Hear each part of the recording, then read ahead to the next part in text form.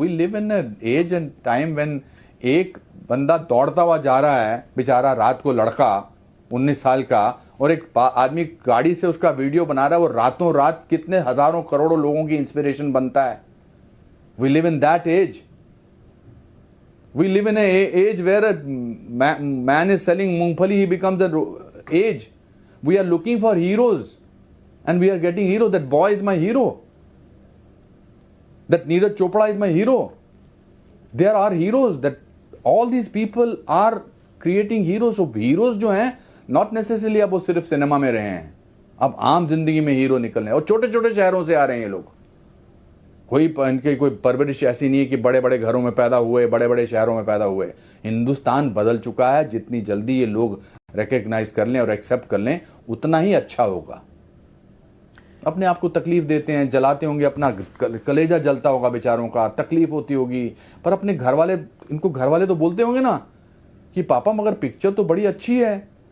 चुप कर, मेरा ये बाहर मत बोलना किसी को.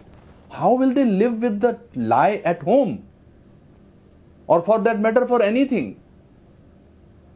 So, let's admit, and that credit goes to Indians, not necessarily to a single party or the Prime Minister. Of course, maybe the initiative is taken, but India has changed because of the people.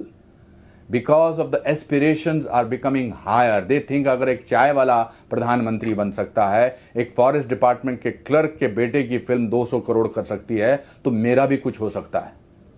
तो मैं हमेशा कहता हूं ना कि कुछ भी हो सकता है.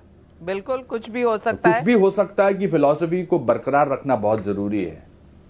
बिल्कुल, और ये आपने करके दिखा दिया है. एक रैपिड फायर राउंड मैं पूछना चाहती हूँ, आपके दिल के करीब सबसे कौन सी फिल्म रही, सारांश या कश्मीर फाइल्स?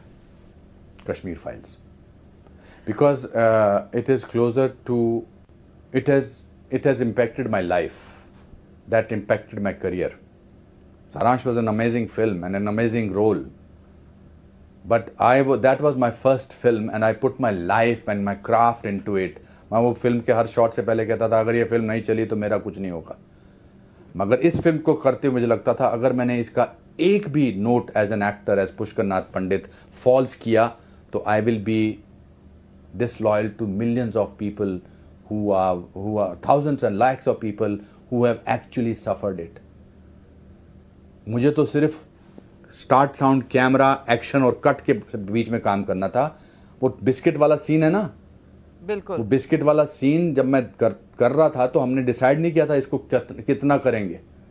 हमने डिसाइड नहीं किया था. मैंने कहा था विवेक को कि यार आई डोंट नो, कैमरा चलाना मुझे पता नहीं है. तो मैं तो सिसक के फपक के रो रहा था, पर उसके बाद मैं तो तैयार होके अपने घर चला गया था. लेकिन उस आदमी का क्या हुआ होगा जो एक्चुअली जिसके पास कोई होप नहीं थी, जो एक्चुअली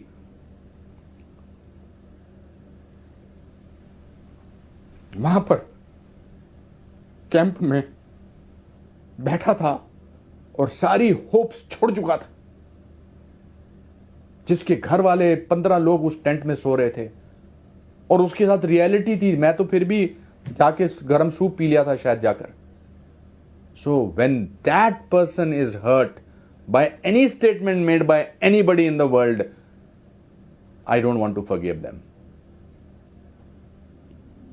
अनुपम खेर जी, कौन सा character, B V Pradhan in Saaransh या Pushkar Nath? I think the answer is obvious. Both are very close to me. Both fought. One had the guts and to fight for the system. That was B.V. Pradhan. He fought the system. One was completely demolished to fight the system because nobody paid attention to him. Pushkar Nath Pandit was a Nek man. So was B.V. Pradhan. But Pushkar Nath Pandit did not have the system to help him. B.V. Pradhan अकेला आदमी, दिलदार इंसान था और पंगा लेता था, minister के पास चला जाता था, बिकॉज वो लगता था कि that's why that was a film character. But ऐसे बीवी प्रधान, ऐसे पुष्करनाथ पंडित कितने आपको कोर्ट्स के बाहर, कस्टम ऑफिसर के बाहर आपको मिलेंगे. But both of them,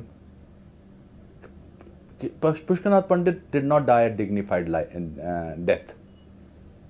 He died hoping that one day he will go back home.